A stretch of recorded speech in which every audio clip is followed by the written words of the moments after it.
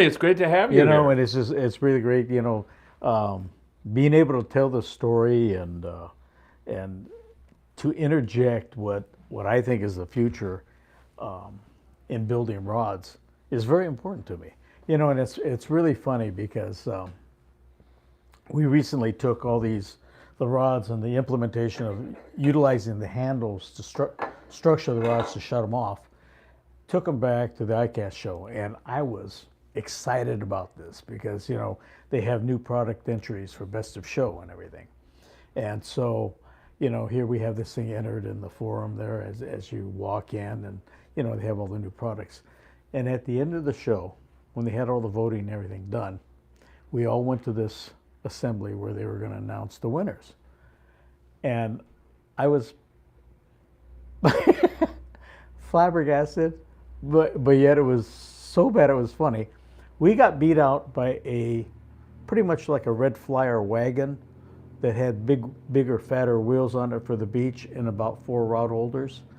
So I'm thinking, is this what American, you know, uh, ingenuity in the fishing, segment come to? And I'm going, my God, next year I could do it. Put maybe 5 rod holders and paint it a different color, and I think you'd have a winner.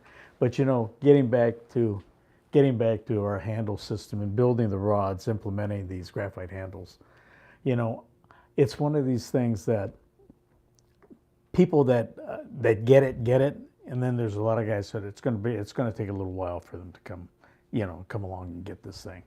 But what it does is, and I'll show you, and I had the pleasure of fishing with you and utilizing was this particular rod here, okay? And it's a light 30-pound stick, but we were using this to catch 65 to some of those fish probably were pushing triple digits, right around a hump or so. And nowhere, this thing weighs 12 ounces. It's just featherweight. But by this handle structure and being a solid piece of graphite, okay, I have it deemed as a 30-pound rod, right? Now, if we were to lengthen this foregrip up another couple inches like that, that would be a 40-pound rod. So what is it? Have we ever structured a rod based on the handle? We never. It can't because, when you have something that flexes a lot, and if you don't have anything rigid here, this part's going to also bend, with the rod, and it's going to flex, and you're not going to get a shut-off area. But because this is rigid, it shuts off right here. So now if I was to cut it down a little short and put it here, it'd now be a 25-pound rod instead of a 30. So it's structured basically, on the length of the foregrip, and we're implementing that from all my light stuff all the way up to railrods, So it keeps it lighter. It's faster, recoiling because it's straight graphite. Straight graphite is not for the faint of heart. It's for the guys that know how to fish, know how to, and know how to take the maximum out of these rods. Now, when I started many years ago coming off the boats, I was already implementing a lot of graphite in my personal rods. A lot of it because of my bass fishing and everything else. But on the saltwater, when I went to go rep G. Loomis, I got Gary to do straight saltwater graphites, and it's unbelievable the performance difference. But they're not for everybody, and neither are these. If you're one of those guys that high sticks and doesn't understand that you're getting 1/10 of the pressure when you're high sticking as opposed to pointing it down, probably one of the reasons why we're utilizing the rail on these big fish is because, if I point it down at 30 degrees, okay, and on this 30-pound stick, okay, it's taking 62 pounds of pressure before you break that rod, okay? At 45 degrees, it takes 45 pounds of pressure. Now, when you got it at 90, it drops off to 30 pounds of pressure, okay? So think about it. You're on the rail right here. You're getting 30 pounds here. Many of you guys saw me fishing on the Freedom trip. Unless the fish was outside there, it wasn't going up higher than this. But when it's outside, okay, well, that's 90 or 30 something. You know, if it's, you know, and as it goes down, okay, you're going to gain that pressure that you have. But as you go up, it drops off substantially. You know, it drops off to 18 pounds. It goes to 6.8, and then you got 6.6 straight up at a straight high stick. So you got 1/10 of the pressure that you have here and down there. Why would you want to fish like that? And this is where you're going to break the rod too, because it's high sticking and it's going to come straight up and down. And, you know, that's the danger part. So, you know, if you don't have that ability to recognize that or to fish that way, fish glass rod or composite maybe, you know. But as far as straight performance, the graphite's the only way to go. I mean, I'm telling you, we smoke test this out at Cortez and Tanner, and I was hooking fish that I would not necessarily target with this light rod. It was just by accident. That came from a mistake I made on my 20 pound, my 25. I had long 9-foot rods, and I had very short top shots. And I was watching the guys when we first put the anchor down. We were picking fish that are probably in the 20-pound class. And so I said, okay, I grabbed a 20-pound stick. But being, you know, a long-range guy, we're so spoiled on, you know, getting good bites that typically with a 9-foot rod, I could throw it out far enough, which I was getting the bait out, way out there. But not recognizing that when there's more pressure on the boat with more lines in the water, that short top shot of fluorocarbon to Spectra isn't going to do it. So it took me a couple times, and I started scaling up. I went to 25 because I had a little longer fluorocarbon, a little bit more mono, but not much, okay?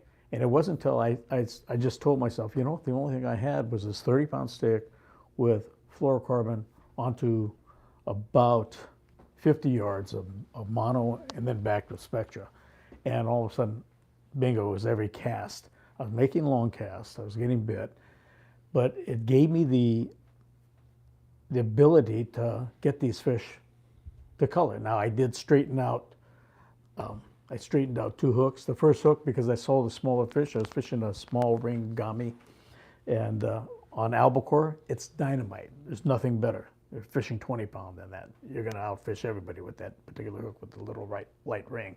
That hook weighs out at 350 milligrams, whereas just a standard mustad, 9176 weighs 450. Now we don't feel that 150 milligrams, but that chovy does, okay? Makes a huge difference in the bite. So anyway, I ended up getting it up and down, straighten that hook out. I went to a Gorilla Light,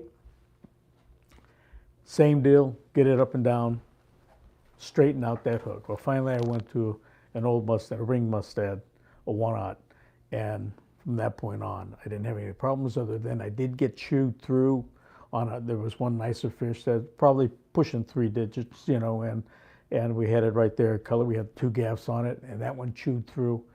But not too often are you going to target those fish 65 to 100 pounds on a 30-pound rod.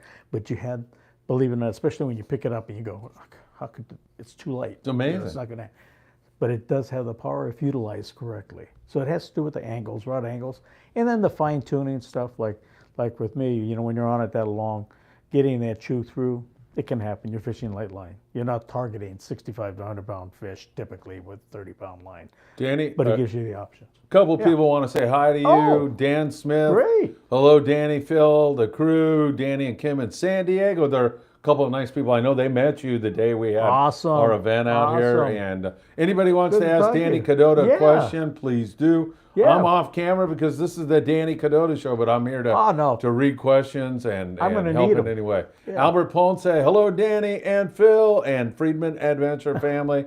You know what? I just spent time with Albert down in Ensenada. An orphanage came out to blackfin sport fishing and blackfin sport fishing. Martha, though, the wife of Victor, who runs the whole thing, she did so much, did such a great job. Albert and his wife, Crystal. That's awesome. You know, basically I showed up and I had some clothes, but they did all the work. And that's Danny, phenomenal. it was like, man, I made. It's Christmas time. Yeah, and it was nothing so better nice. than the giving you just did. That's awesome. Thank you. And that's Albert's awesome. one of those people. Hats off to Mark you, Phil. says, thank you. Hello, Friedman Adventure family. Welcome, Danny. Steve Bermudez. Hi, Danny. Lorraine Sepulveda. Hi, Danny. David Rosenthal. Hello, Danny. Awesome. And the band Good behind to see everybody. the camera. David, I think I'm better back here. Nobody has to look at my face. No, that's perfect. Any questions, I'm all willing. Otherwise, we're going to go off on some other jaunts on the tackle and everything. But good seeing everybody. Thanks for checking in. Appreciate that. Man, you got a lot of people watching so far, and I knew your show would be super popular because A, you are right at the apex in terms of expertise in this business, and B, you're one of the nicest guys you could ever meet, and C, you're such a nutty fisherman that Sean Roberts just walked in here from the Pride and said, hey, I'm going bluefin tuna fishing. And what'd you say? I'm going too. I'm good. Well, I did have the blessing from the warden. Yes. And I thank God for Gail. She's never told me I can't go. Yeah. So I'm very blessed with that. And thank you, Gail. But I'll be running home real quick, grabbing some tackle, and I'll be back down here in a little while. Sniper Gene. Danny, do you get your blanks made to your specs or do you buy them from a manufacturer? We get them. I get a lot of samples made. I put in. We'll try shutting them off a little bit different. But basically, there's a lot of, I have to go through a lot of screening and testing. Some of them don't meet the criteria that I want them to shut off at different areas. I do want them with a high performance rod and dealing with graphite all these years. I don't want too hot of a shut off. You can create some shear points with that, but I want a high performance rod. And that's why, we want to put them into the hands of fishermen, So if you're faint of heart or if you have a tendency to high stick and and fish in that manner, as opposed to keeping it down low from 90 degrees down, I would say get a composite or even a glass rod. I can't fish glass anymore. It's the weight factor and performance. The recovery rate on the glass is too slow for me, and the weight factor. And as you get older, hopefully you get a little wiser, and it's just more comfortable. I mean, this is like 12 ounces, like I said, but it's capable of landing those big fish. And so, those are the things that my parameters now have changed, and I've been spoiled by that. But the graphite handles has a lot to do with it too. I mean, that's a game changer now for this industry, and they haven't recognized that yet. So, once we get this up and running, you're going to be able to utilize it, and you'll say, wow, it's unbelievable. It really is. If you want to go back and Phil, we have it on the Freedom trip. Yeah. There's that Legends trip. Yeah, you can go back and watch that video. Footage. And it never, for the most part, unless the fish is way outside, the fish never goes higher than 90 degrees. It's all from here down. But that's where your power curve is the strongest. Steve Bermudez wants to know about using night crawlers for largemouth bass. What do you think about that? And what other alternatives are there for using night crawlers? Well, night crawlers I used to use up in the Sierras for fishing trout. It's good for panfish. Actually, if they're smaller panfish, you probably want to go with red worms or brown worms. But night crawlers, yeah, they're good for bass too. We used to fly line them or split shot them. It's pretty much an all-round bait. But it depends on you. If you want to get into bass fishing, you might want to try, like I did. We went through that route, but we got into plastic worms and all the artificials and I'll tell you the story. But I don't think anybody knows how this evolved out. But we were in high school when I got into bass fishing really heavily, and we fished all artificials. We wanted to be like the tournament guys, so we were fishing all artificial cranks, worms, spinner baits. In fact, I was even building my own spinner baits back then. I'm taking tuna wire and bending it, and actually I implemented ball bearing swivels for my blades even before the manufacturers did it, because it was a much smoother, spin, and it spun much better. But we would make our own baits, and except for my crank plugs and things like that we would buy. But I started out in that tournament mode, where we were more purists with the bass guys, and that changed. That changed over time, as I came on the boat and I started fishing with Taka and Freddie, friends of ours, that we would, on our days off, we'd go. And this was before we had bass boats. We'd actually have a rental boat and we'd bring our own little green box, the Lowrance green box, which was pretty crude back then, but it gave its depth. We'd bring our own trolling motor and battery, and then we'd go around and we'd fish the artificials. And, one of my friends, Freddie, would stop at, I think it was Sim's bait shop. He'd either bring a dozen mudsuckers and some crawdads for when we put an anchor down at lunch. Well, we had 3 of us on the boat. We put 1 anchor down, and for some reason, during that period of time where we're sitting there eating lunch, for the 30 to 45 minutes we're sitting there, we're catching bigger fish with a live bait. So the light comes on and goes, what are we trying to catch bigger fish or what, I mean, the artificials are fine. The spinner baits, the plastic worms, the crank plugs, topwater bites, they're a blast. But were we trying to catch bigger fish? Yeah, the answer was yes. So we started playing around with live baits, and because there's 3 of us in the boat, on 1 anchor, you'd swing around, so we started double anchoring. Well, guess what? We found out there's current on a lot of these lakes. And coming from the ocean, current has a lot to do with how you're setting up on this structure, with respect to the wind and everything else, taking all the different conditions. And from that, we started developing our methodology for targeting these trophy fish. And, over the years, we dialed it in and got it finer tuned. Didn't guarantee anything. We still had our tough days and we had our great days, but it helped. But the one thing that it did give us, it gave us the ability to determine that there were current on a lot of these lakes. And if you're a trout guy fishing a stream, if you're offshore fishing Cortez Bank or Tanner Bank, and you are any parts of the island, we set up on those spots with respect to current. So current's a key factor. And so implementing that now on these lakes brought us a lot more consistent success. And it also was very productive on catching some of these lunker bass that we caught.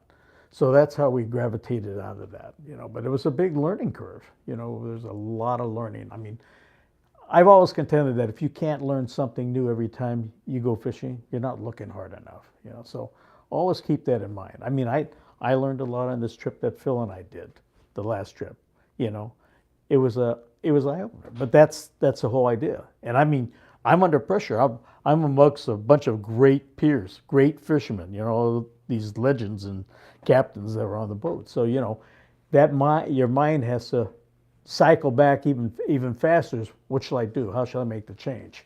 And the quickest one to make the adaptations, to adapt and to switch over to a different mode and to try different things is the guy that's going to win. I love it. Hey, hit that like button for Danny. I don't want him to break into tears here if he doesn't get a lot of likes. It'd be way too embarrassing. Lorraine Sepulveda wants to know, how long have you been fishing, Danny? Lorraine, since I was born in Chicago. You were? I was born in Same Chicago. town my mother was born Oh, in. really? Yeah. Well, after the war, after our folks got out of camps. You remember the street address or the? They were Halstead. Okay, she was Cicero and Jackson. I just remember her telling me that, which later became kind of a rough area, but in those days was not that rough. Yeah. I guess my grandfather got a whole flat, so when they got out of camp, they were, they were at, why am I drawing a blank? Down in Arizona. Gila. Okay. They were at Gila River. Yeah. My mom was at Hart Mountain, but when they came out, they went back to Chicago. They were there and they settled out there before coming back to California. Yeah. Because they started out having, they were up in Santa Maria where the farm was, So anyway. You've been fishing how long? Well, they took me out fishing when I was 2. 68 years almost. Yeah. Is that right? When my uncles took me out and I was playing around, they took me when I was 2. And that was the last trip I made for a while because apparently I was playing with the stringer fish lost a stringer. Untied it, lost the whole stringer of fish. Again. Yeah, yellow perch, walleye, stuff like that. Man. So yeah, it wasn't until I was about 4 we came back out, moved back out to California, and I fished with my grandparents from the time I was 4. Emilio Escobar, what's your favorite species to catch? What's your favorite fish? Wow. You know, I've been spoiled in that I got to do some phenomenal travel trips down into Brazil, fishing the peacocks, and into Guyana with the Arapaima. It's not only the excitement of that, it's preparation, you know, a lot of prep work. You do your homework. And I was telling Phil earlier today, you know, Guyana was nice because the language is English, whereas if you go to Brazil, it's Portuguese. And it's a little tough when you're, you know, communicating with your guide. You learn more when you could talk and converse with your guides. You know, just not just fishing alone, but with the nature and everything around too. So that's some of the travel stuff is a blast. Oh my God, yes, right? Yep. Greg Bates. Danny, welcome on board. Privileged to have you here. Could you talk about high sticking again? I need to hear that again. He's a little confused about that. Okay, high sticking is when you're on a fish, okay? You're on a fish, and say the fish is straight up and down, and you have the rod up in this mode here. Yeah, but high. Anything above 90, when the fish is straight up and down, in my consideration is more of a high stick. The other thing is your efficiency rate is so much more. You're putting a lot more lift. As this rod is angled down toward the water, obviously if you're pointing it, the rod's not bending. So you're getting straight power from, you know, it's taxing the line though. It's putting your line at a maximum, you know, and you drag on your reel. But that's where you're going to get your maximum lift. There was a time where guys would tell you in the day, don't point, put a bend in that rod, right? Yeah. That's wrong? To me, it's wrong. Okay. To me, it's wrong because, you know, that was more when there was more fiberglass, well, almost all fiberglass. Yeah. You know, now when you're fishing high performance graphite like this, you know, it's recovering. The recoil rate is so much faster, but it's not as flexible and durable. It doesn't have the elongation that fiberglass has. So the problem with that is you can shear it. You can shear this. If you point it down and it's lighter, but that also recoils quicker, you know? Let me give you a good analogy. Most swimming pools have fiberglass diving boards, okay? They're very heavy. They're tough, they're beefy. But the weight of those things, when you jump off that, the oscillation continues because of the weight of this fiberglass board. Now, if that board was made out of graphite, it'll do this, boom. And it dampens it'll just stop. That oscillation stops, goes. Well, that energy, because it's stopping, is launching you further, okay? And so it's just like a fishing rod, you know? When you're short stroking, it's picking up the line where these fish never get a chance to get their head down. Now, if you're fishing a fiberglass rod and your power is going like that and the fish is going through the water and if that fish's head is down and kicks, which way is it going? It's going to take line on you, right? So the idea with graphite is because its recovery is so fast, if you can keep short pumping and keep it angled down where you have more pressure on it, as it's circling, it never gets a chance, you know, when the rod does this, to get its head down. You're keeping constant pressure. So every time he's kicking, if he's kicking angled up, he's coming at you. All you have to do is keep up with your reel. That's why on that one video, you'll just see me, even though I have the rod here, I'm constantly just moving my reel, just moving my handle, you know, and I was fortunate enough to have a 2-speed on that 30-pound too. But as long as that head's pointing up every time he kicks, he's kicking at you, you know. Whereas if you're going up and down and you got the flex in a glass rod, if it's on a down surge and it's got his head down and he takes a kick, he's going to take line. So you've just lost that amount of line. Yeah. So it's a technical deal as far as keeping that. It's a timing deal. we keep that stroke coming all the time. Take a short pump, but keep it coming so it never gets a chance to get his head down. Yeah, right. Exactly. Danny, Mark says he's got an 8-foot Daiwa Proteus rod rated 30 to 50 pounds.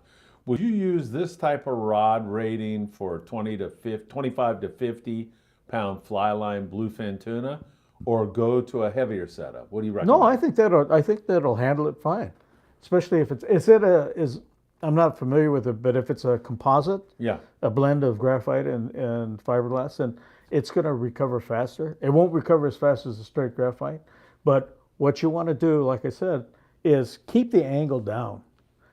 When you have it up here, like I said, you got 1/10 the pressure up here than you do pointed down. So why would you want it there? Not only 1/10 the pressure, you got 100% more chance of breaking it too. Right. So your efficiency is always going to be better having that rod down at a lower angle. It's generating more pressure on that fish the whole time, right? And as long as you're keeping up with it and its head's pointing up, every time he kicks, he's kicking at you. So all you got to do is, and we call it short stroking. You just stay on it. So every time it kicks, it's kicking up. Got it? So if they get their head down and they kick, they're going to take line on you. If I do say so myself, I'm enjoying tonight's show, man. So much great information. Okay. Danny, you're doing great. Give Danny a like. Hit that like button, please. And so many questions coming in. Sniper Gene is back. Hope you're doing good, Sniper Gene. Are you also designing those short, high-speed jigging rods? Are you going to do that? No, I'm not. It's funny. I'm glad you said that. Sniper Gene said it. That is a great question. Yeah. Okay. That slow pitch method you're talking about, okay? I watched the tips on those things, and they're very whippy, okay? And I'm watching the guys that are fishing, and when they hook a fish, you pretty much have to point the rod down. Now, the downside part is these are almost 8 feet. Yeah. Okay. So you have a cushion as you're holding it out. As the fish circles around, you could hold it out away from it. Most of the slow pitch rods that I've seen are on the shorter side, and what happens is, because there's no tip, because it's just a noodle out there, right? But that part gives it the ability to have that nice fall on the jig. Yeah. The problem is, because you don't have the power in the tip, or you'll see those guys pretty much pointing the rod down. So what's the pressure coming from? Like I had just said, you're putting maximum pressure, it's on your spectra and on your reel. Your rod's not bending that much. You're taking more out of it because it's that angle. The drawback with a shorter slow pitch and the softer tipped rod is that when the fish comes to circle, comes under the boat, you could only extend it so far unless the kids bring the Y down to push your line out away from the boat. So that's detrimental as far as landing fish. And in particular, big fish, it's even worse. So it's got its pluses in that it's nice for the action that it has for getting bit on those slow pitch jigs and stuff. But to me, the trade-off is the fighting of the fish and landing of the fish. And if you're using straight graphite with a faster recovering tip, we'll still put it on faster. Yeah. All right, very good. Slammin' Sammy says this might be a dumb question, and you and I are going to say right away, there's no such thing as a dumb question. There's no such thing as a dumb question. All right, so he wants to know, is Graphtec and graphite rods similar or the same? Yeah, I'm sure. I'm pretty sure the Graphtecs are composite, which is a combination of glass and graphite. Steve Bermuda says he loves your stories, man. He's really enjoying it. 10 years of experience in a minute and a half. Thank you so much for the great stories. He's loving it. Like, and more likes. He's calling for more likes for you. Emilio Escobar says, so Emilio's a little confused still about the high sticking thing. Not so much, but he's heard what guys have been screaming for centuries. Maybe not that long, but like keep a bend in your rod. So he's asking the question, if you have your rod down, aren't you going to lose fish? And the answer is no, right? No, absolutely not. You want to keep it in front of you. So as the fish moves from side to side, you take your steps with it. But as you're moving, just keep cranking. Just keep cranking. Just keep that pressure on that fish the whole time. That's the biggest thing. I watch people do this. Okay, so if you're doing this, have you ever seen it? if you ever saw it underwater, what's happening is you pull up, the fish's head's doing this, then they drop the rod, the fish puts his head down. Now, if he puts his head down and kicks, he's going to take line again. Right. So you just lost that. It's better to just, as you have the pressure here, there's constant pressure on it, just whine, you just grind. And like I've been very blessed, you know, I fish almost all 2 speeds. So, especially at my age, you know, I need that compensation. I need that little edge. But all I do is turn the handle. And every time I turn the handle, as long as that head's pointing up, it's kicking at me.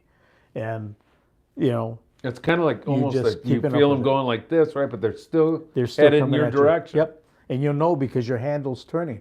If your handle's turning, you're putting line on. He's coming at you. And so if he's coming at you, every time he kicks, he's kicking at you. It's up to you to keep up with the wind, to keep it so it's pointed up. If he gets his head down, you'll know right away because it's going to go zzz, zzz, zzz. Yeah, I watched you do it on that trip on the Freedom with the Legends. And Yep. I mean, nobody was hotter than you. You were bit 24/7 and nobody was more proficient. Those were big fish on some lighter tackle, and you got them. We're not targeting that size fish generally with 30-pound fish, right? Right. But I tried 40. I could not get bit on the heavier line. I would love to got him on heavier line. I could have stroked him a little bit more. But you know what? To get him on this light stuff was a challenge, but it gives you that opportunity when you have the better tackle. You know, I was fortunate enough to have an accurate 2-speed with 30. You know, so I had the button to push it in, but I also had the graphite that's quicker recovering and recoiling. So, you know, all that adds up. I think without that, if I was trying to fish that on a fiberglass rod, I could have been on it twice the amount of time. You don't get that recovery, and you're not putting the same amount of pressure on it, and you're not letting the fish kill itself by kicking itself to you. You know, you're fighting this up and down deal because there's too much mush. And if it gets its head down, it's going to take line. So, when did that become a thing? Like this all makes perfect sense to me. But I mean, for many years, guys were like, you know, saying put a bend in the rod. How many years ago did it become a thing to fish the way you're fishing? You know, or has it always been a thing? For most of us crew members, yeah, we knew that, you know, if you point the rod, you know, and it's because over the years, you know, 30 years ago, we were in big eye bites and it was the same type deal, but we were handicapped by tackle. You know, you look at the drags that we had on, I thought I had a hot reel with a newelled out 6-aught. Guess what? The drag on a Penn 6-aught's this big compared to what we have now. You know, that little reel I had, that little accurate, that 500 generated probably twice as much drag as those big old Penn 6-aughts. So, you know, technology has changed a lot of the way we're fishing. Yeah. You're fishing more comfortable, it's more powerful, it'll cast further. You know, it's a win-win deal with the new tackle now. You know, and so you should do it and correspond by using state-of-the-art materials too. Well, you know, to me, fiberglass may have its place for certain things. It's not going to help you in fish fighting if you're a serious guy. Yeah. Pando56, welcome to the show, the Danny Kadota Show. Any jig sticks from Semperfish have a Seeker G6 490 and a CalStar 900. Wonder how an all-carbon rod chuck a jig. I'm glad you asked that. That's a great question. I'm going to show you another something great right question. now. Good job, Pando56. All right, here we go.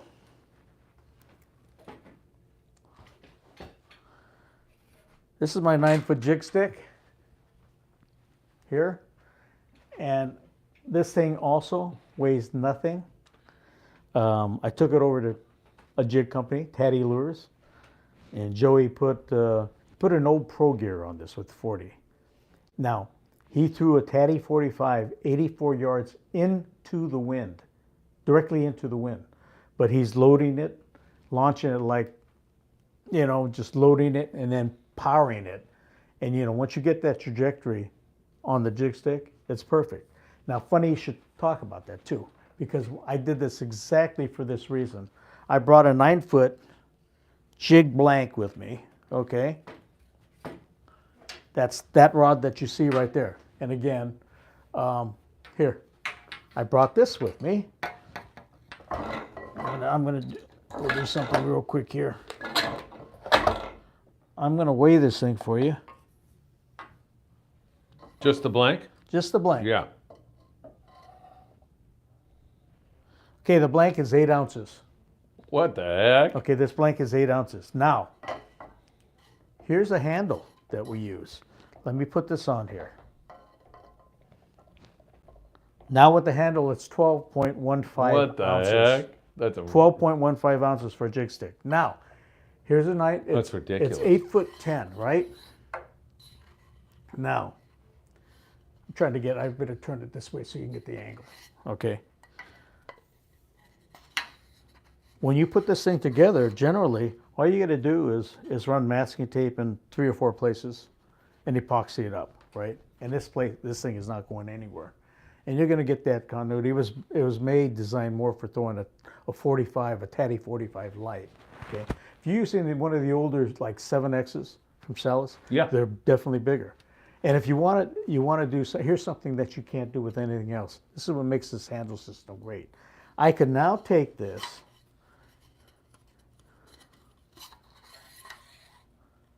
tape it all up, put it here. Okay, now you got a 10-foot jig stick. Wow. Okay? Amazing. Right? Yeah. And if the tip is too soft for your jig, trim an inch off. Or start with a 1/2 inch. Take a 1/2 inch off. You know, and you'd have to test it. You know, you maybe even tape on a guide or two.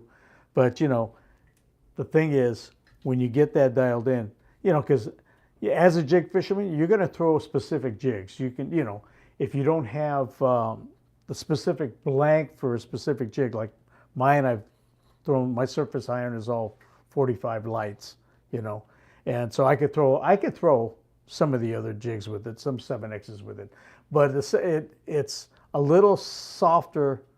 It will flex a little bit more with the 7X than it will with the 45. So again, if you wanted to trim just a little bit off the tip, and you can compensate by, and if you want to keep it 9 feet, you take a little bit off the tip and just bring it, you know, extend it a little bit. And this is one piece. It's not going to crush. You can run a car over this handle. Even as light as it is, it's super strong. Amazing. But it structures that to where you can customize your jig stick.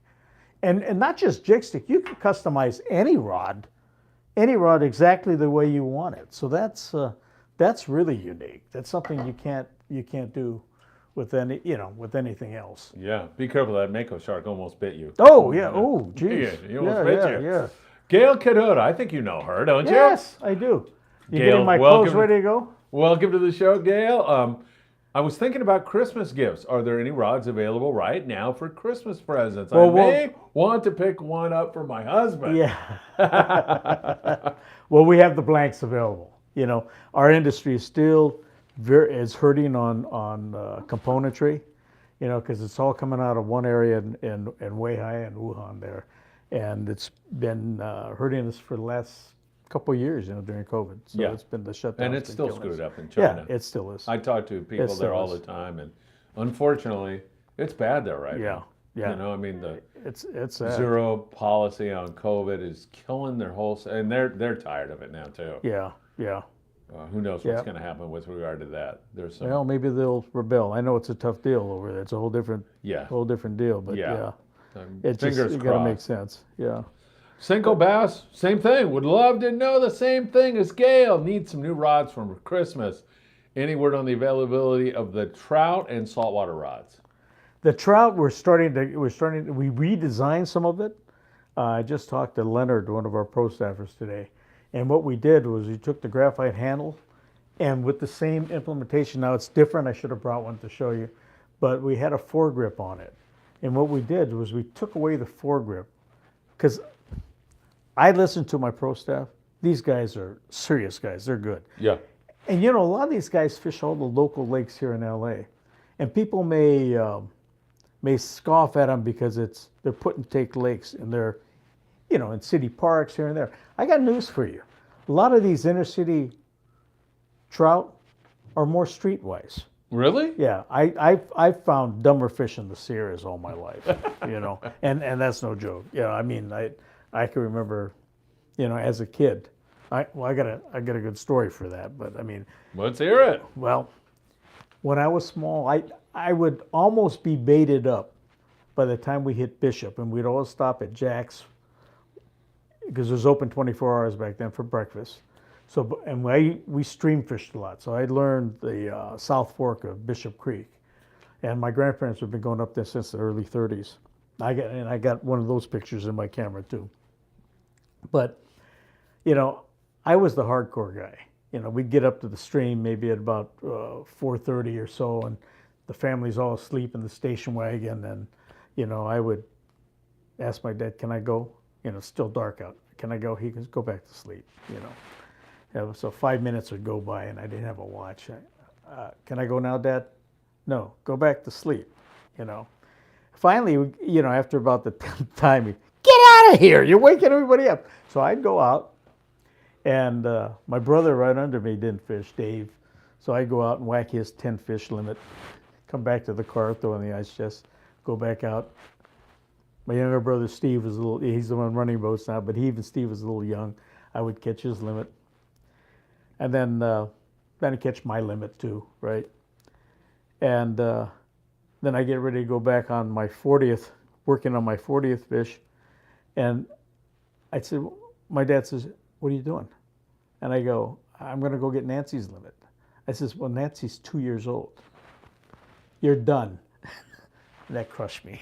But that drive to catch fish has been in me from very, very young age. And it still hasn't left. Oh, yeah. You're jumping on the pride in another hour. Exactly. That's funny. Exactly. RCEP, yes, I'd love to get some of your rods from my dad for Christmas.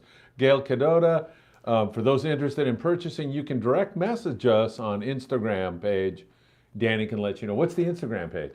Is it Semper Fish, right? Semper Fish Rods, yeah. Find that on Instagram, Yeah. send a private or send a message. Yeah. And we do have a couple guys that do handle some of it, you know. Bob Sands out in the valley, Johnny's up in Pasadena, actually LA Fishing Alliance, and Bob's Fishing Tackle in Norwalk, you know. Excellent. So you can get a hold of the dealers, and they can call us and get you the blanks too. Scott Grant. Scott, good evening to you. Give Danny a like, everybody. Scott says, I remember decades ago when Easton Hockey started making composite hockey sticks in Mexico. Have any of the manufacturers just considered using that labor force, manufacturing facilities, etc.? Why outsource to overseas? Absolutely. Absolutely. Scott's reading your mind? Is that what you're telling me? You know, we figured that out too because of what's going on in China with the guides. And actually, our blanks are made in the U.S., but the finish work and the handles, these babies, are all going to be done down in Mexico. Oh, Much nice. friendlier venue. We went down there. I could show you a picture of the facility. It's pristine, and you know, far cleaner and much better. They're mainly middle-aged women that are working down there. Yeah. They are so diligent about how they work and meticulous. You know, it was far better than any of the ones that I've seen, even, you know, where we used to do the rods up north. Yeah. So you're going to use that. That's great, right across Absolutely. the border. And it's 2 hours. You can keep an eye on it. Yeah. And it, you know, you can get the product in and out much quicker. So, you know, there was somebody we knew that said we should utilize a USMCA type deal, and I absolutely right. I think that's the better way to do it. And I think we found what the failures are having to deal across the Pacific and depend on it, because we haven't seen anything in 3 years when it comes to the other componentry. So, it's been that long? yeah. Wow. Yeah. We're getting a trickling of a few things, but, you know, they're also talking about entertaining, maybe producing down there too. Yeah. You know, that would be the way to go. Great. Absolutely. Hey, the Danny Kadota Show, zooming along here. We are enjoying it. I'm enjoying it. I'll tell you that right now.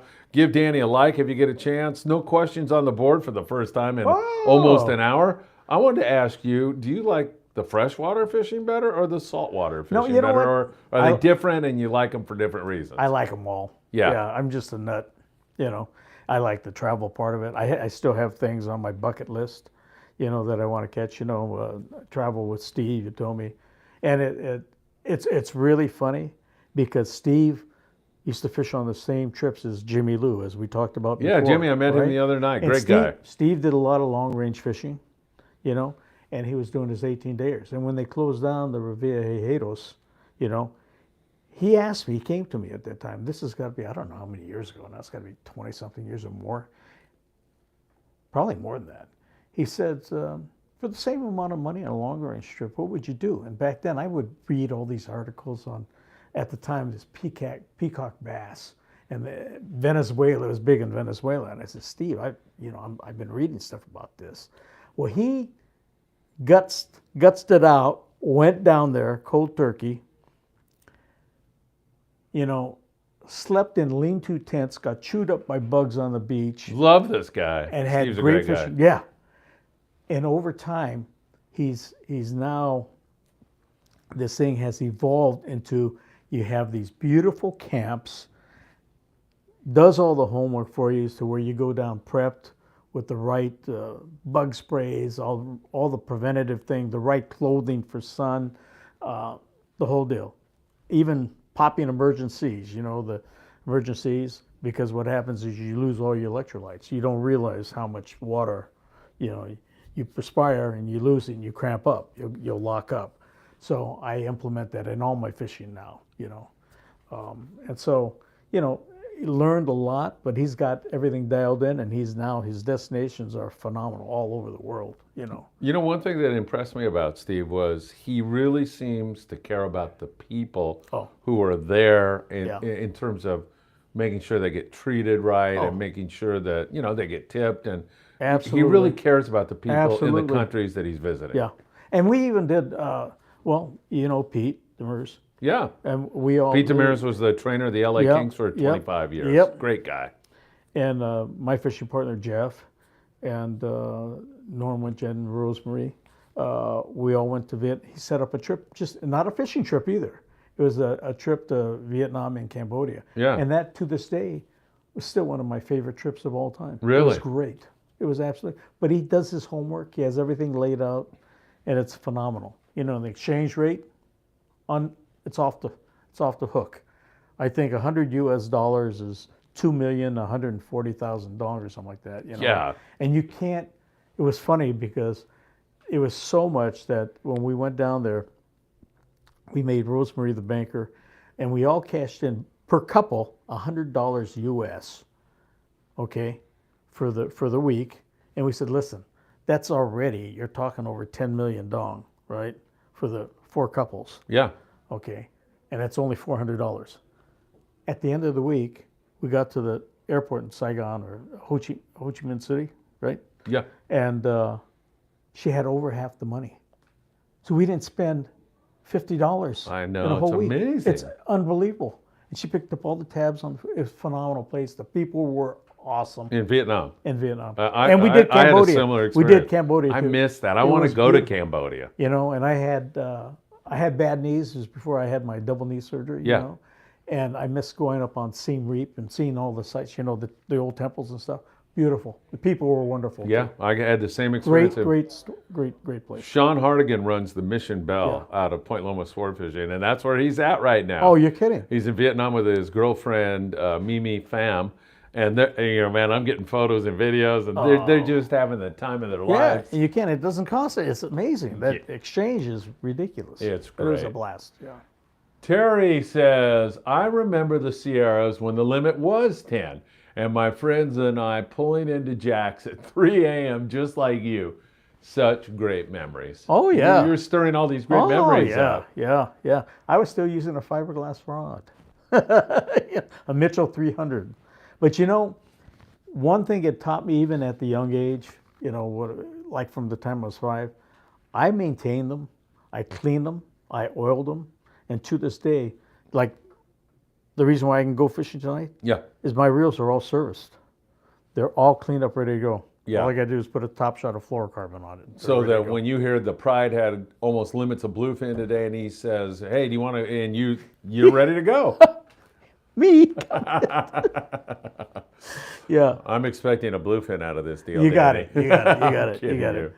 Ruben Lopez. Ruben, it's great to see you here. My friend, thanks for joining us tonight on the Danny Kadota Show. Phil, I'm back. Danny, thank you for the support. I can now buy, I'll be Bob Sands he'll be at Bob Sands this weekend.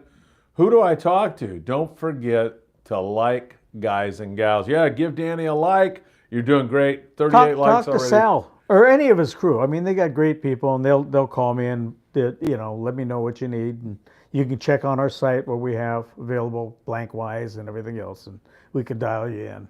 Yeah, Ruben says, great show, Danny. Thank you so much. Greg Bates says, Bob Sands. Heck yeah. I guess he loves Bob Sands. Yeah, Sal and his crew, and Sal, he's got such a good crew, he hardly has to be there anymore. Oh, because the guys are so good. Yeah. That's nice, huh? Yeah. Brian Yoshida. Awesome. You know Brian Yoshida? Brian Yoshida. Well, yes.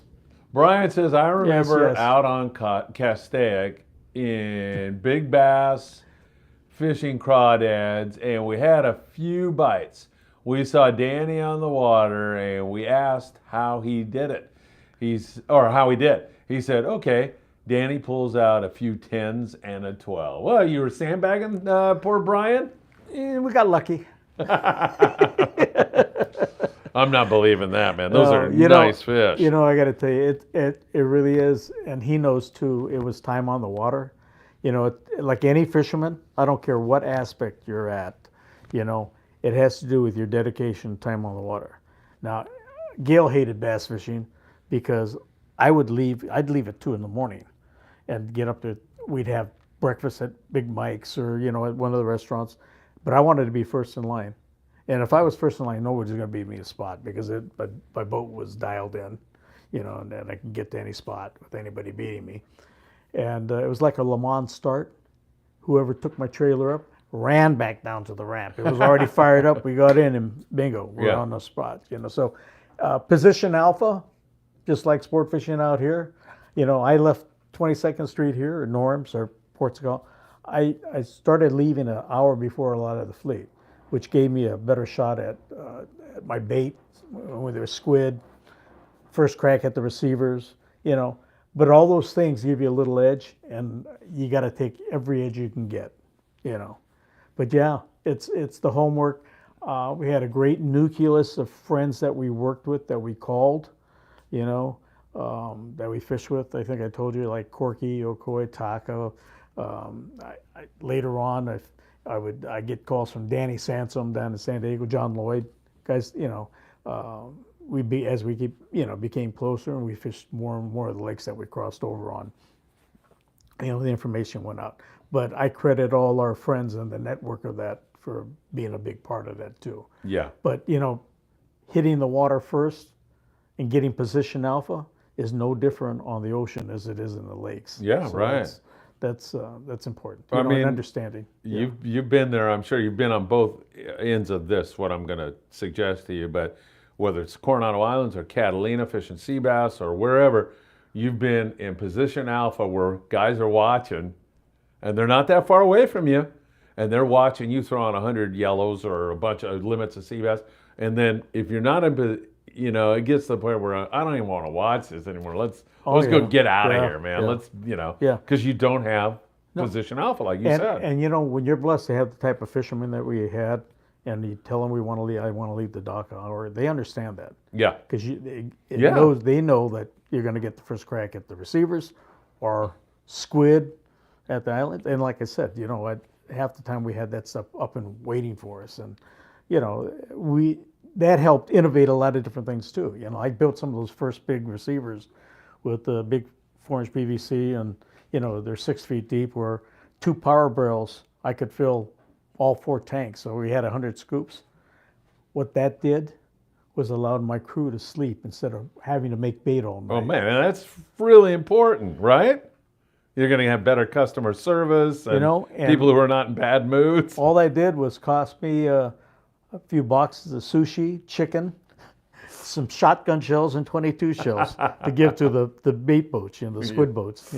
So it was worth it. Gail says, Danny, I don't hate bass fishing. I just don't like getting up so early. Yeah. Yeah, she broke me of that, you know. And we go up to Sierras, go trout fishing, you know, it's dark 30, and she goes, "Are you kidding me?" You know, so now we got to go to the restaurant, have breakfast, and then we go fishing. Way to go, Gail. Yeah. Mark says, good evening, Phil and Danny. Do you have any photos to go on with these stories? We do, but oh yeah, we'll post some of those later for you, Mark. Maybe we'll be able to do that. And what Phil and I are going to do too is I'm going to shoot. We're going to shoot. I got such a big catalog of photos over the years, and some of them pretty epic. You know that, and some funny story ones that we were just talking about, the Jimmy Lou catfish stop. Yeah, right. That's funny. Know, things like that. I have pictures of, so there's actual documentation. You know, and we'll film all that stuff at some point in the future, and so all these guys, because they're crazy about that. Ruben's laughing about Gail not wanting to get up too early. Scott Grant wants to know, what do you believe regarding moon phase? I've been tracking this all summer long. You know, what I would do to try to correlate some consistency was I'd fish like 7 days in a row during the moon, through the whole full moon stage. And like anything else, you'd have a couple of real good days, maybe 3 mediocre days, and a couple of tough days. But just think about it. If you picked the 2 days out of the 7 that were mediocre and tough, you had a pretty tough week. You know, the odds of hitting that one great day, just it still has to do with time on the water. I hate to say it, but the conditions and everything else, you know. I will tell you this. We try to analyze a lot of the timing and the bite stages and this and that, you know. And it really comes down to the time on the water. You know, you just don't know. I mean, we do a lot of studying. Like, one thing, okay, I'm going to disclose something for the people who are listening. Get your notepad out? Yeah, get your notepad. Stick this away. Time of day. Time of day, bite time of day. Okay? Trying to assess that, we went through a lot of studies watching fish in tanks, aquariums, and everything, and noticing that at a certain time of day, a bass would be swimming along and the crawdads trying to grab the bass. And we go, what the heck? And then something would switch and bingo, the crawdad's under a rock. And we're trying to say, well, what the heck caused that? You know? So we start looking at moon phases, this and that, okay? And Doug Hannon, I used to call Doug, you know, the bass professor. Doug and I would talk, and he had his own little table that he had, but that wasn't the deal. Think about, when you think about fishing, think about, what does nature do? Okay? Well, what kicked it off in my head was Mother Nature dictates this, right? What triggers the time of day? What did it was, we could be down in San Diego, offshore in San Diego, going into an albacore bite, and they're going into the bite outside of Ilwaco, Washington, off the Columbia at the same time. Albacore up there at the same time. We're going, what the heck? I used to notice stuff like that too, and it's mind-boggling. Yeah. What is it? What is it? Mother Nature. It's the gravitational pull. It's, you know, between the Earth, the sun, and the moon. And so, you know, when you look at the tides, they tell you, you know, because that was a common thing. I mean, I had all these different tables over the years that we're studying, and found out this one worked a little bit, this one so much. Doug had a table, that didn't work, you know. Some of the things were on, but the tide. And you think about it, it's a gravitational pull between the Earth, the moon, and the sun. It's Mother Nature. That's why the fish understand it. It's us humans.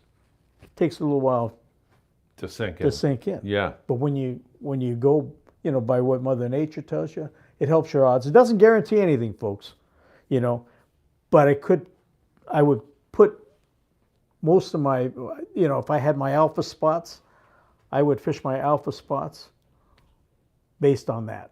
You know, I think that helps some of my percentages and some of the bigger fish, you know. and it's nothing's guaranteed, but I think it helped with some of the percentages. But it took a lot of figuring out, and like I said, just when you think you have it figured out, the fish give you the fin, So I'm learning so much tonight. Give Danny a like, please, everybody. What a great show. You know a guy named Sam De La Torre? Sam's watching. Oh, Sam's my one God. of my favorite guys. Oh, he's great. Island Fishing Tackle, Carson, California. Greatest shops, too. Yeah, it's a great shop. His guys know exactly what's going on. They're awesome. They get it, too. Yeah. They totally do. So drop by and see Sam tomorrow and give him a big hug for Danny and I. Absolutely. Great show, guys. This is Sam. Great show. Hey, Phil. You might think about going out fishing tonight to film Danny using the rods and demonstrating the fish fighting technique. Sam, that's a very good idea.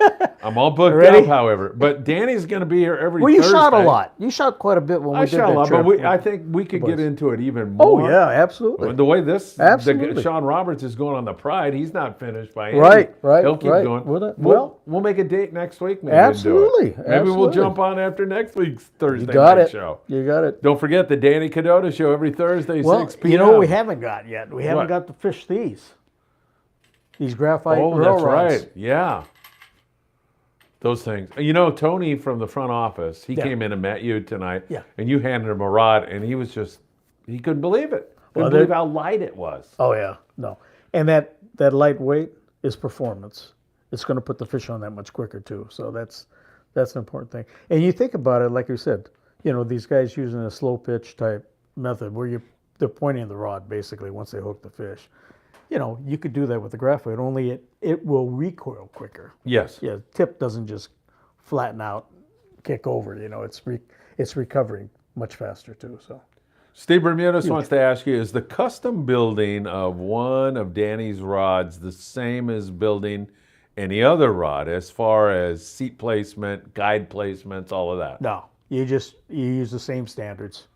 Same standards when you're building it. It's graphite, but it's just the way you're fishing it, And I got to tell you, as you get older, we could extend our years of fishing out by using the rail. It's more efficient, doesn't hurt you. I think about even when I was running boats and some of those, in the 70s and stuff where we had the big eyes. Oh man, they killed us. Yeah, because they killed us. You never put your rod on the rail in those days. No, you had it here. You had it. I mean, I had black and blue marks. Yeah, me too. I didn't have a spot in my body that had been because hurt. Another thing you weren't supposed to do was wear one of those belts, because there were many pejorative terms for that belt, which I won't go into on the family show. Yeah. But don't let your rod. What do you do? Don't let that rod touch the rail, kid. Got news for you. It's the only way to go. Yeah, right. It's the only way to go. The evolution of this whole thing now has just we've extended our years of fishing. Like I said, I'm pushing 70, but you could still effectively whack these things and not hurt yourself too badly. I still have some aches and pains, but it's not like it was when we were sticking it in our gut. Yeah, exactly. Exactly. Brian Yoshida says, show him the photo of the largemouth on your Facebook cover. We'll do that in the future. We'll have a bunch of them. I got a bunch of stuff lined up, and I'm going to hit my albums and stuff for Phil. So you're going to see you'll see some pretty epic stuff over time. Yeah. I can't wait. I know you have, even the stuff you show me here, I'm amazed by it. I mean, you are a part of sport fishing history, Danny. We've had fun. I mean, I've been one of the first guys to put a sonar on a sport boat, George right? Mio. George Mio. And George was way ahead of his time, And he started out, he had a black and white unit. And on days I would second for him. I'd see the difference in the utility. And, as you're driving by, especially at Squid, you can miss a spot by 50 feet and you just missed that spot. Yeah. You just drove by it, So it changed. I'll tell you another thing the sonars did. When we went down there, I think it was 81 when we had we didn't tell anybody about it, but we had the Westmark colors. We went down there and we smoked San Diego. The one thing it did do, when it used to be a Northern Fleet versus Southern Fleet deal, it helped bring a lot of, they started wanting to work with us, and that changed a lot. So, yeah, because you guys were getting on the fish. Yeah, we were lucky we had the hot sticks in town too. Yeah. We carried all the hot fishermen, the clubs and the tackle shops. So that helped break some of that barrier down too. Yeah, absolutely. So that was a good thing. Mark thinks it's a good idea, Sam's good idea, that I go fishing with you tonight. I would like nothing better than to spend time with my dear friend, Danny Kadota, but unfortunately, I'm going to be doing the morning briefing tomorrow. I'll probably be on the morning briefing saying, Danny Kadota and the Pride are a bit wide open. And I guess... Let's hope. if somebody didn't watch our special update earlier today, what did Sean tell you? They're biting the squid out there. It's good fishing, right? Yeah, they're chewing. They're chewing. And he said they're good-sized fish. You know, and after that last trip we had on the freedom, I gave it all. I didn't even keep one. Yeah. So you had no so much fish. Tuna. So anyway, yeah, and I'll bring one for you. And well, Sean Roberts just dropped off some fish for me, so that was very kind of him. Sean, thank you. And if you didn't get a chance, go back and watch Sean's report. Danny walked in right when we were recording that, getting ready for Danny's show, and Sean has a lot of great info there about how they fish live squid out there and even fresh dead squid. I go, oh, like fishing calico bass almost, right? Like throw out a dead squid. Oh, yeah. The freaking bluefin are you? Yeah. So the water temp out there is like 60, 61, and I asked him, is that an issue? And he said, there's so much squid there, they're not going anywhere. They got to eat. Phil, I've been saying that for years. The guy said these fish taking off. I go, why would they take off? You know, they got squid from here all the way down the coast. Between the sardines, everything, there's plenty of biomass, you know, for them to eat. You know, there's no reason for these fish to go across the ocean anymore, where you got a tremendous amount of squid, chovies, you know, sardines, everything here. Why, you know, it's like us. Why would we drive, you know, to Orange County to go get food if we can go up the street? You know? Well, we'll stay here and. Are these things here from now on, Danny? Oh, I'm sure they are. You mean 30 years from now we'll be catching bluefin? You know what? As long as we don't overfish them. I think it's a smart move that I come from a fish killing mentality. Me too. From back in the old days. Me too. I admit it. Where we'd sink the boat. Yeah. And I look at it now. I says, well, much better. What are you gonna do with all that anyway? Yeah. And I got to tell you, you guys got to think about it too. Look at your processing bills. Oh my God. Have a heart, and then to have that kind of a bill and you're giving most of it away, you know, and especially if you're gonna have bluefin, why freeze it? Give it away. My dad had a policy, and I can remember this is probably in the 70s. He went into a freezer in the garage, and it's when they used to wrap it with the white freezer paper. Yeah. And you date it. Oh right. And he pulled some stuff out that was like 2 years old. He went, brought a trash can, emptied the freezer, and this is back then. He says, give it all away. Let everybody enjoy it while it's fresh. Yeah. Because it'll come back. And it does. Yeah. Your friends that go fishing, we have a lot of friends that are very generous like that too, you know. You know, I think it's important that we make one point here right now. You said you're a fish killer, sink the boat with fish. I say the same thing. We're not saying that like we were right. We're just being honest about it. Yeah. In those days, yeah. I mean, I had a hard time stopping. And you know, I mean, I came from a commercial fishing thing, and I look at my kids when they were young on the Polaris Supreme. We were catching albacore, and I go, "Don't you dare! Come on, let's go. Let's get some more, boys." We learned some lessons over the years, Phil. Right. And in fact, Gail says, "You're not older. You're just smarter," and that's part of it. Growing sometimes. Yeah, me too. Not very often for me. Yeah. I don't know about you. Drop Dead Fred says hello. Mark says, rail time comes with age and experience, normally after 40. You agree with Mark? I do. You know something? If we would have used the rail back when I was running the boats too, I might still be running boats. You know, but I mean, no, I got off the boats because of the family, you know, wanting to raise a family. Do you miss being on the boats? Not running a boat is what I mean. Not really. You know, and it's changed so much, Phil. It's changed so much from the days that we had. And we were fortunate enough to be on that cutting edge where things were changing, you know, where the sonars were coming in, you know, and being able to blaze a lot of that. But, you know, you look at the electronics now. When I started out down in San Diego, man, you had to have a 48-mile radar because you shot everything North Island, you know. There was no Lorans. Right. There's no, you know, so it's course and time. So you have to be very careful. So if you're going to 60-mile bank, you better hold that yourself. Yeah. Because you get off a little bit and it's tough. I mean, so, you get out there. If you hit 50 fathoms, you dump the anchor. I talk to my brother now. You get out to the 50 or the 60-mile bank. I had no idea. He's telling me you fish the canyon. I go, what are you talking about, a canyon? He says, there's a canyon where you fish. There's 2 humps, and you fish in between. You straddle it. You put the anchor down. You straddle it. It's like a highway. Well, it makes sense. Yeah. So if you're anchored on the outside fringes of that, and you don't have the electronics to determine that, and there draws a whole picture, so you can see you can see the canyon. So you straddle that. You got that fish highway coming through. You're going to kill them. If you're on the outskirts, on the outside of that, you'll pick fish, but you don't have the mainstream. You don't have the meat coming through. So it makes sense. So the technology has helped considerably. Yeah, no question. Your brother's on the outer limits, right? Yeah, he's on the outer limits, yeah. Great boat. Love the outer limits. Yep. Mark says, Danny, could you get me up to speed on Semperfish? Is that your brand? If so, how can I get one of those decals? Oh, he wants a decal. Do you have decals? We have some stuff, sure. Just send it to Instagram? Yeah, send it to Instagram, and my daughter will send it out to you. Yeah, so Mark just sent a message over to Instagram, and it's Semperfish, and it's your brand, right? Yep. You must be very proud of that. Well, my uncles weren't in the Marines, but 3 of them went to Europe. They volunteered out of a concentration camp here. Right. Horrible part of our history. And one went out in the Pacific to actually decode Japanese.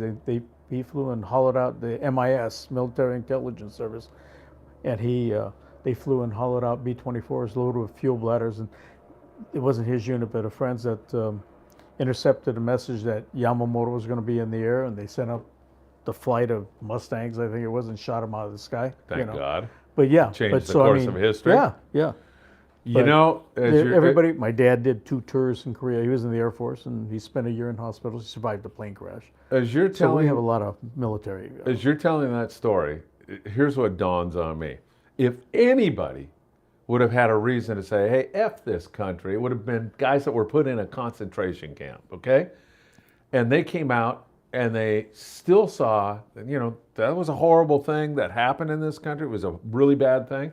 But they still saw the potential of this place, and they went. And now we have people with the benefits of absolutely everything, and they say F this country. Some do, not everybody. Yeah, and so it's ridiculous. It's ridiculous. Yeah, but let's not get too political here. Even then, there's one thing that always bothered me, and I confronted a college professor on this, and I beat him on this, was how in the world were you able to round up every Japanese landowner from San Ysidro to Seattle, Washington, the night of December 7th without computers or anything? How was that orchestrated?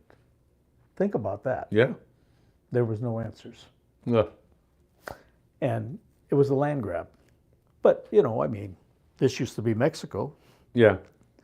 Arizona, Texas, a lot of it. That's,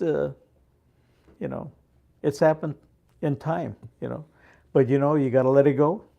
And that's what we were told. Don't harbor that. I did have it out with a college professor, and I did beat him on that argument. Yeah. Because I had the facts. But, you can't harbor that. I mean, it'll kill you if you let it eat you up. No, I know, but I hope that young people still study the history of that and other atrocities in our past, so they're not condemned to repeat it. Right. That's what happens if you don't understand the past. Absolutely. I agree. And that was, people have thriving businesses one day, and then they leave all their worldly possessions behind, and it's an awful part of our history. They didn't have a choice. They didn't have a choice. No. My both grandparents on both sides of our family, they left Japan in 1892. My dad's side came in through Seattle, and my mom's side came in through Hawaii. So my grandparents were actually born in Hawaii. They were 2nd generation already. Yeah. But they all left Japan in 1892 because they were being persecuted in Japan. They were Christians, so they came here. They ended up here, and so how ironic. A few years later, they're here. They have you have things going, and then now you're uprooted again. So it was tough. It was tough, but you can't let it eat you up. No, you can't. Yeah, if you stay bitter, it's going to kill you. Right. Yeah. It definitely will. Have you ever seen The Man's at Our Fishing Club? Yeah. The movie? Yeah. Yeah. I know Corey. And, I know Corey very well. Yeah. Yeah. And Richard. Mm-hmm. And did you know I narrated part of that film? I narrated Act 3 of that film. Oh, jeez. Yeah. Isn't that weird? He came to me and asked me to, and I was very honored to do it. Very, very honored. That's unbelievable. Yeah. My fishing partner, Jeff Sakuda, his dad was one of the kids that used to sneak out to go up fish the streams. Really? Yeah. So tell everybody what we're talking about here. Well, in the camp right there in at Manzanar, you could, they had guards, guys, machine gun nest up there, and I think they said they knew. I think there was one time they shot just to for a joke. They weren't aiming at him, but they're just probably. Let the kids know that we're playing hooky, literally. Yeah. But they would hike up and go up in the Sierras and catch trout, bring trout back to have fresh fish in the camp, So we stopped there many times. Our pilgrimages up to Bishop and Mammoth and stuff, So there's a bit of history there. Yeah, there's a tremendous history, right? Yep. And you actually, you had relatives who lived it, so it's closer to you than it is for me. There's another picture I have from, they were going up there in the 20s. Then they would caravan because it was safer to caravan. If you had a problem with a car, you had to fix it. You couldn't call, there was no AAA. Yeah, right. Back then. So they had to be able to repair a car completely, but they would caravan up. And I've got pictures, one of Bishop Lake Sabrina, 1938. But they were going up there even earlier than that, So there's a lot of roots for a lot of the Japanese Americans. Trout fishing too. Did you know James Taney? Yes. Pierpoint Landing. He was born in I don't know if it was I think he was Manzanar, but he was born in one of the concentration camps. I have a set of I don't know if you've ever heard of this. Taney feathers. No. His family made them. His family made them. They had a Japanese material on the outside. It was an abalone head. Yeah. It was hand shaped and carved Well, I certainly remember abalone heads, and I have a whole set of them. Yeah. Like feathers, using a feather rod for barracuda. They use it for like a Calcutta. Oh, commercial albacore fishing. Oh, okay. For when they were trolling. Yeah. Wow. I have a whole set of those. And so that's James' connection to fishing. Yeah, huh? His family. Yeah. Wow, that is amazing. Yeah. Great stuff. Absolutely. Yeah. All right, hey, give us a like here. We're not going to let Danny escape this early. You don't have to get ready. Wait. What time's the boat leaving? Yeah, really. I got to wrap it up. 8 o'clock, you're going to have to head for the hills. But thanks for all the likes, everybody. 45 likes. That's great. Please give us some more. The Danny Kadota Show every Thursday at 6 p.m. here on the Freedman Adventures YouTube channel. We're so thrilled to have you, Danny. This is great stuff. We're going to have a ball. We're dry on questions right now. Where do you want to take this? You want to take it anywhere, or? Well, no, we'll. Or do you want to wrap it up, or it's up to you? I think we hit a lot of it as far as the graphite, the rods and stuff like that. And that's tonight's show. Yeah. I have some stuff here choreographed out, and I'm going to have to. What I don't want to do is have too much redundancy because I'll have a tendency to repeat. If we get questions, well, we do have to answer them if they're coming in live. Yeah, right. But I want to make sure that my focus is we keep plowing forward on things. But all you people out there, pat yourself on the shoulder because it's our fishermen here that drive the market. I think I told you, between the aerospace people, Disneyland, Caltech, it's our anglers that are here in Southern California that have driven this market. And I think I told you that story about going to my first show, right? Yeah. And Penn's answer was... tell everybody. Okay. Well, as a kid, I went with my grandparents when the Fred Hall show was at the Great Western Center. So it was a long, long time ago. But I asked the guy in the Penn booth that came out, is there anything you could do about these plastic spools and metal spools? Because a plastic spool, you could hang a yellowtail with it, and we used to back it with string to cushion it, but it would spread. It would pop it, put too much pressure on it. When you had the mono started getting on it and you wound it down, it would spread the spool and just pop and just freeze the reel up. And then you had a metal spool.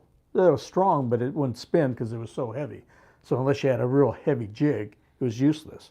So I went to ask the guy, is there anything you do about this? Well, lo and behold, many, many years later, Carl Newell came out with the Newell spool. That really changed the game. Yeah. You know. And shortly after he started doing the reels. But, you know, I can remember Newelling out all my gear. And that was a big thing. That was a big thing. Yeah. You know? And I was going, God, I can't believe this. I'm paying $12 for this Jigmaster, and I got to spend $14 or so to Newell it. The bars, the side plates, and the spool. Yeah. And I go, my God, I got $28 in this reel. What is wrong with it? You look now? You got $28. Yeah. You can't put a line on for $28. You can't. You know? That's so true. Yeah, it's amazing. But yeah, I mean, but credit all of you out there and our Southern California anglers, because we come from a society that, you know, we've got Caltech, we got Disneyland, we got JPL, we got all the aerospace industries, we got Hollywood. Our clientele and our fishermen are much more technically astute, and they're not going to settle for what they had, a plastic spool and a metal spool. And thank God for that, because, you know, after we had the Newell spools, a lot of these engineers had access to CNC machines. Yeah. And they would cut side plates. And guess what? The smart manufacturers, like, well, Daiwa was here. Daiwa was in Gardena.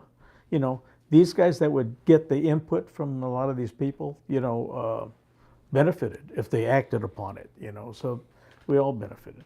Yeah, no question. Yeah. So out here in Looney Tune land in California, there's still some good stuff going on, right? Oh, yeah. That's one thing we do have. If you go to other parts of the country, I've seen that almost everywhere I've gone, fished around the country, where I don't want to insult them, but it's almost a little backwards. Yeah. On a lot of, you know, the way they implement their tackle and do things. Ruben Lopez wants to know, what rod should I be looking? He's got 60-pound line, I think, with a Pen 12 Vizix. Yeah. Well, you know, I've got the prototypes here, but we're going to have, one's a light rail, which will fish 60 to 80, then we'll have like an 80 to 100, and then we're going to have a 130 to 200. Oh, you are? Yeah. Oh, yeah, great. And they're light. They're straight graphite. It's incredible, man. Yeah. And that makes a difference in a prolonged battle, or if you're catching several fish, right? Oh, well, the difference is that you're going to put them on quicker, because the recovery, the recoil is much quicker, you know. You use that diving board analogy, and that's exactly kind of what you're talking about, right? It. Yeah. That's exactly it. Yeah. Good stuff. Yep. All right. Oh, we got another one. Greg Silks. You know Greg Silks? Yes, I do. I do too. Greg. I haven't seen Greg in years. I know. We got to get Striper him. King. Yeah. Greg, we got to get him down here. Oh, yeah. He says, bravo, Danny. Well spoken. He's loving the show. Greg, it's good to see you, my friend. Missed you, bud. No, he said, I missed seeing all these guys at the show. But yeah, he was the king of the stripers. He still is, still I is. think, Oh, right? yeah. And he's making some baits now. Oh, Greg, yeah. Greg's been making great baits over the years. Yeah, he's making some new stuff now. That's the thing. Here, again, a California angler that's been innovating, wouldn't settle for stuff that was out there, developed his own baits that are much more effective. You know, you got Greg, you got Butch. Yeah. You know, I fished with Butch, you know. Butch Brown. Oh, okay. Yeah, right. I thought you were talking about, I don't even know if you'll know this name. Butch Chapman. Do you remember him? Yes, I remember Butch Chapman. What did he do? He did a plastic lure called, what was it? Can't remember. I did a video. There's a video floating around out there on sand bass fishing. Why am I drawing a blank? With Nick Curcione. Yeah, I remember Nick Butch too. Chapman. Nick was It wasn't Scampies, was it? No, it was. God, I can't even some remember. lure. Anyway, Butch Chapman's another great guy for sure. But there's all kinds of noise going on out here. I think that's Dean. He's a mechanic. No, we're still they're not loading yet. Good. These people are not going to let you escape. I'm telling you. Brian Yoshida saw the Lee Pro side plates for the Jigmasters at Taka's, which was an amazing upgrade for $99. Yep. Pete Lee was one of those guys that, like I said, and you're absolutely right, one of the first guys to come out with a CNC and make the plates. I had those side plates, you know, and they're right. But that's what it took, is all our guys, you know, we all used a Newell spool. Yeah. You know, but he did the side plates, and it was phenomenal. But, you know, These are the type of fishermen we have here in Southern California. They're not going to settle, and they're not going to settle for an answer that those guys in the booth gave me is, we sell every reel we make. We're not going to do anything for Southern California. Yeah. Guess what? Southern California takes care of itself. Yeah. And we set the trends and we do the innovations. Love it. Yeah. Gail says Derek Sepulveda can't get on the chat. He's probably on his TV, but would like to know your approach and plan for fishing trips you are headed out on. Like tonight? Yeah. Run home, change. Fortunately, I changed all my line after the trip. Had everything serviced out.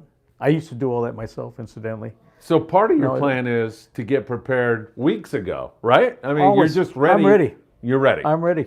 Yeah, so when you get back from I just got to pop reels on these. Yeah, and you're ready to rock and roll. Yeah, actually, I'll just grab the reels, throw them in the bag, and I'll do them when I get down here.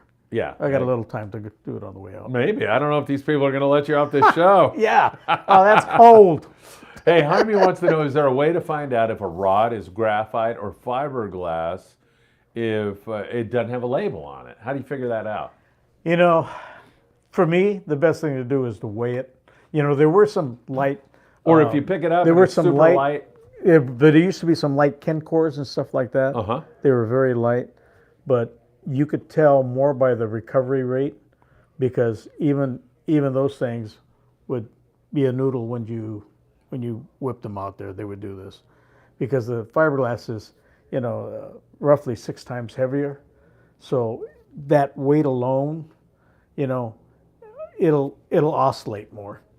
It's not like these things just go and they don't move. Yeah. You know, and that's how fast they're picking up the line. So for the people that don't understand that, you know, you'll see that in play when you're on, well, especially like nicer fish, you know. So it's gonna change. They're not for everybody. If you're gonna high stick, you do that. Stay with a glass rod. These are not for you. In fact, I'm telling you right now, I'm not going to warranty them if you high stick it. Yeah, you know, put a disclosure. Because they're going to break. Yeah, eventually. Yeah, right. Yeah, but there's no reason to high stick, is there? No, there isn't. It's just a bad habit. None. It sounds like it's a terrible habit. Yeah. You gain nothing. And like I said, with a high stick, you're getting 10% of the pressure you are up here than you are down here. Why would you do that? Yeah. And you don't control without having heavier pressure. You don't control which way the head's going. You know, you can't keep them coming up. You can't do it when you got 1/10 the lift up here. How can you keep them keeping their head up? It's very easy for them to get their head down.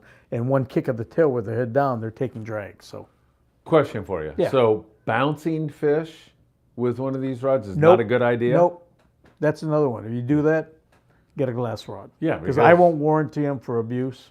Yeah. You know, because I want to put these in fishermen's hands, and to me, that's that's not part of the game. Yeah. You know, that's why we have gaffs. Yeah, right. Mark, Danny, what do you recommend for marking rods? I hate it when people grab the wrong rod from the rod holders. Your colors or whatever? You know, I'm old school. I used to have all my rods wrapped a certain color. Me too. You know what I use now? What, some kind of tape or something, or?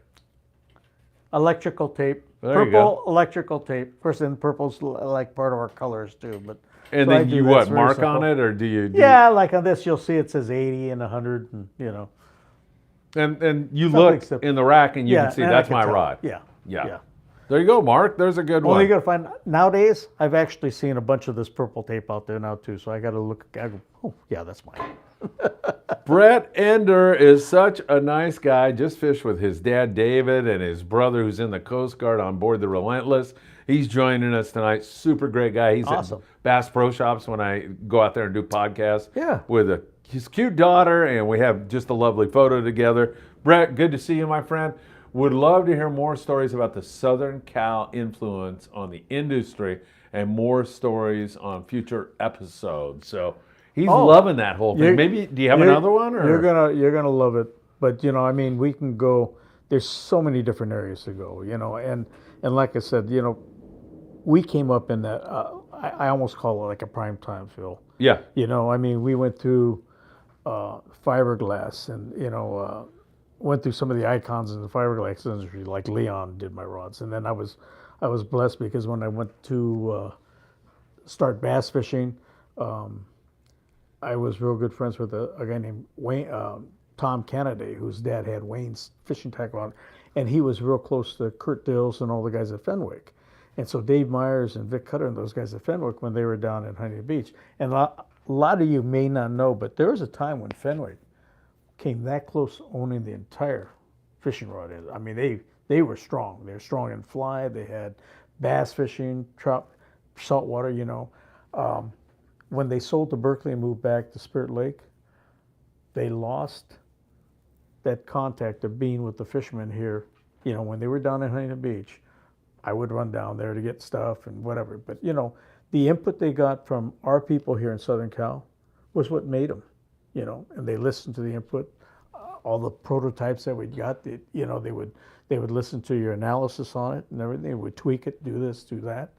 But that was the beauty of, you know, being here, you know. And when they went back, when they sold, you know, Berkeley, and a lot of you knew that, it went down. Image, everything went down. But you're not keeping the heartbeat of the fisherman. You know, you're not going to get it there. You know, Spirit Lake. They're just too disconnected from the people that were buying their products there, and then they're not providing the type of gear, et cetera, that people want. And they're not getting the right input for future designs and things too. And that was the difference we had here, you know. Yeah, that's amazing. I mean, it's such important to get that feedback, right? Absolutely. I mean, I feel that's important for my show when I'm doing a show to hear from somebody that, hey, why don't you blah blah blah. More often than not, it's a great suggestion. Sure. You know, I mean, people in my head when I got off the sport boat, you know, number one, I was to raise a family. That was, you know, one of the things that I wanted to do. You know, I hung up my bass rods and stuff like that. I knew what it took. But, you know, I started thinking about other things that we could do in the industry. And I'd come back from a fishing trip and my kids would not eat sashimi. And, you know, we call them Bodegos. They're half Italian, half Japanese, right? So we call them Bodegos. They wouldn't eat the sashimi. So a friend of mine who used to work on the New Hustler, Dr. Rick Kawada, he was my optometrist, he says, hey, I got a thing that does it. He says, take furikake, and you guys, most of us guys in Southern California, you know what furikake is, right? The seasoning that you put on the rice with the seaweed, the sesame seeds and everything. Yum. Take the loin, sprinkle it on the loin, sear it, and then serve it with the wasabi or whatever you might want, right? And we did. And I served it at a party, and my kids swiped it out. I go, hey, that's not for you, it's for our guests, you know. And so they went from not eating sashimi to going crazy over this. And it was great. So I started thinking about that. And Kathy Miller, whose father sold H&M to us, right? Ralph Miller, would come to me and says, oh, what kind of seminar do you want to do at Day of the Ducks? I go, you know, I don't want to do a seminar anymore. I said, let's do something different. I'll do this searing of the tuna. And so what we did was fired up one of the grills on the boats and had the seminar down on the boat. Oh, great idea. I seared it with the furikake, we cut it, and people went nuts. And what it did, and in my head, was to bring the wives into it. Why? Because they're stuck with all this fish at the end. Now they could have a party, and they're the hit of the party with these things. Yeah. Right? And then I brought Bob Hornshoe, who used to be a manager at Marriott's. I turned him into a blood and guts fisherman from a fly fishing catch and release guy. Okay. Anyway, Hornshoe did a segment on canning. You know, canning albacore. Oh my God! And then and then Lure Jensen, I called up Hood River. You know, they sent a guy down to do a seminar on smoking fish. So took it off in a different direction, but it's a big part of it. What do you do with your catch? And now look, you know, you got all this processing and stuff, you know, and you know, I took that to Bart with. You and I are going to go see Andy. Yeah. LA Sushi Institute. Can't wait. And Andy's been doing stuff for Bart, and even for the other show now, they put a column in his magazine on recipes. Because it used to be when you walked around the show, the wives would walk around with the kids, pushing the kids in the strollers. They'd buy a t-shirt or a mug or something. But now they can sit in a seminar, learn how to make sushi, learn how to do all these fancy appetizers, and they're going to push their husbands out the door to go get fish so they could throw this sushi party now. Because It's mainstream. Yeah. You know, it wasn't when I was a kid. Yeah, I know. I mean, I didn't even eat a lot of sashimi. Yeah, I know. Very rarely, you know. Yeah. And so now, you know, it gives the wives, like I said, the wives will tell their husbands, hey, go get me a tuna. Oh, gladly, you know, see ya. Yeah, right. But I mean, to bring them and get them involved in that part of it is a huge thing, too. I couldn't agree more. I like thinking outside the box a little bit. And it just broadens the audience. Absolutely. Yeah. Absolutely. Gets more, like you said, gets everybody involved. Yep. You know, and there's a lot of, like I say, there's a lot of pride in bringing your fish home and having a big party and everybody going, wow, this is awesome, you know. So, yeah, I like thinking a little outside that box too, and for our industry's sake, because we're involved. Absolutely, absolutely. Hey, if you have a question, please fire it in here because Danny and I are getting ready to say goodbye. He's got to catch a boat tonight and then catch me a bluefin tuna. And Sam De La Torre, Sam, I'm going fishing with Danny next time, and we'll shoot some video for sure. But I always like to ask this question. So how long do you think you've been broadcasting tonight? On your first show, how long do you think you've been on the air? If you had to take a guess. Well, that last one kind of blew me away. I didn't even. Yeah, I know, right? Just tells me how big I'm full of gas. Well, I feel like tonight's flown. It feels like 15 minutes to me. So, right? I mean, did we hit an hour? So interesting. Over an hour and a half. We're starting to zoom towards a couple hours here. So, holy smokes, folks! Fantastic. Go fishing already. Great show, says Tangle Diver. Danny, why don't you look right in that camera right there, and you can tell everybody. I mean, folks, your thanks first for tuning in. Huge success. Go ahead. Thank you for tuning in. Love you. We'll have. You know what? My thing is now I'm going to categorize everything I'm talking about, and so I can keep from being too repetitive. But you know, plan your questions. See if you can get something outside the box that I haven't spoken on, in case I forget to. But I'm trying to catalog this to where I don't get too repetitious on it. Oh, you won't. You won't. And you know what? Your stories are so good. I'd love to hear them a couple of times. Hey, Mark does have another question. He wants to know who peed in the bottle on the table there. Oh, okay. Now that's a good one. This is emergency, and I cramp up a lot. Especially, that's another good one on the boats. Yeah. You know, to have that. And, you know, all these health things that we've learned over the years on the boats, you know, when you don't stop fishing and it's hot down there, especially if I'm down in Mexico or something, you know, it's hotter than heck, you're sweating a lot, you'll lock up. You will flat out cramp up and lock up. And I keep these with me all the time now. You know, the emergencies, you just take them, tear the bag, put it in the water bottle. Oh, and when I did Brazil and, you know, you go into those places, you go through a lot of that. You're sweating and so you much. You have to, yeah, you absolutely have to. You'll lock up where you just start knotting up. And so always have that handy. Always have that handy. I keep them in my tackle boxes, you know, keep them in my car. Yeah. That's a great one. Come in handy. Dan Smith says, go get them, Danny. Thank you. All right. I am definitely going to try. Thursday nights, the Danny Kadota Show, 6 p.m. You got it. Danny, great first show, my friend. Thank you. Fantastic. And Alrighty. we'll see you later, everybody. You got it.